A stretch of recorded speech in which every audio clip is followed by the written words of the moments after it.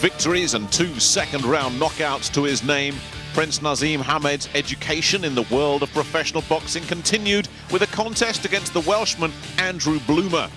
As usual, it was scheduled for 6 rounds, but not many fans at ringside expected it to go the full distance. The Prince Naseem bandwagon was already gathering pace. Some knowledgeable fight folk, trainer Brendan Ingle included, were suggesting that a future world champion and bona fide boxing superstar was in our midst. On the face of it, Bloomer's record suggested he was a hopeless case, but there was no doubting his toughness. This was a man who'd come to fight. Among the crowd at ringside, match commentators Jim McDonnell and David Brenner. Originally hails from Pontypridd in South Wales, and when you look at a record like that, sooner or later, by the law of averages, he's got to win one.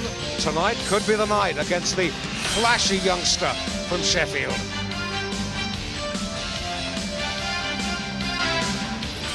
Former Young England amateur international, 2 fights, 2 wins, 2 stoppages, just 18.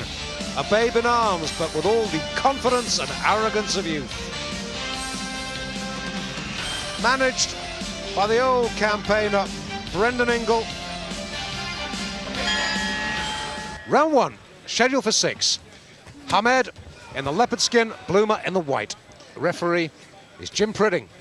I'm sure Hamed will have his eyes focused on the rib cage of Bloomer because he's a devastating little body puncher.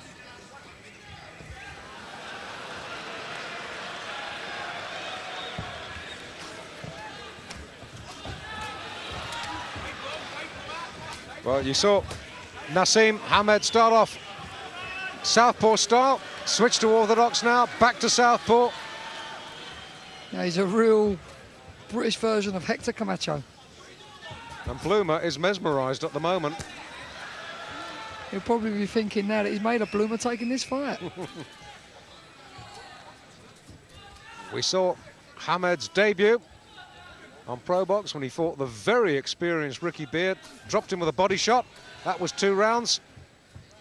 Last time out, Sean Norman, that lasted 2 rounds.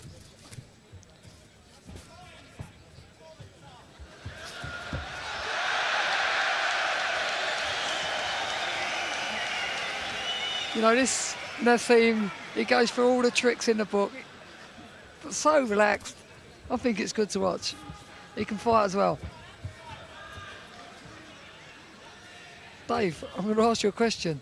What would you tell Bloomer to do if he gets through the opening round? Because how do you handle this young man? Fight your own sort of fight. Ignore what the other fella does. Although that's not easy.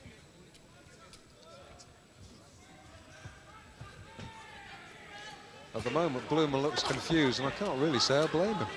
So do the audience. And they're not getting hit.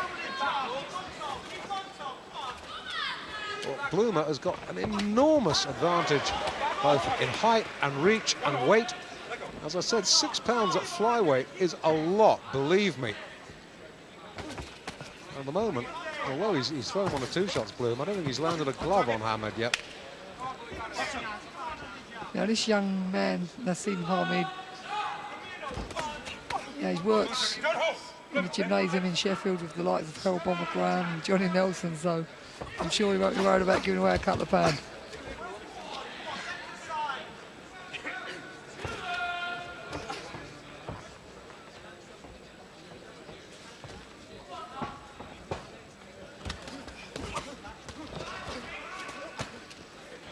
For all his showboating though, Dave, the kid can fight. Oh, he's a tremendous prospect. There's absolutely no doubt about that. Jim Pridding's telling him to cut out the showboating. Look at the damage on Bloomer's nose. Yes, he's already bleeding quite heavily from the nose as the Welshman.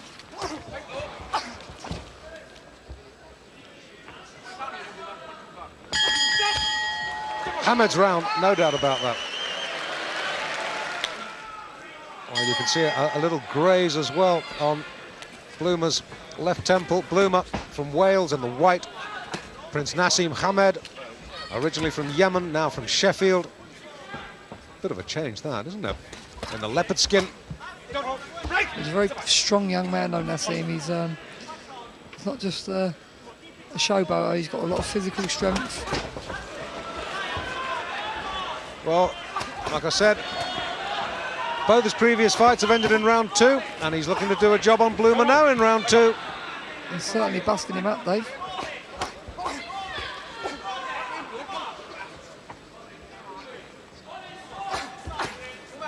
Left, got him. And that's it, a third successive second round win. Here come the acrobatics. The arrogant swagger. 3 fights, 3 wins, 3 stoppages, and 3 wins all in the second round. You can't argue with that. He certainly can't.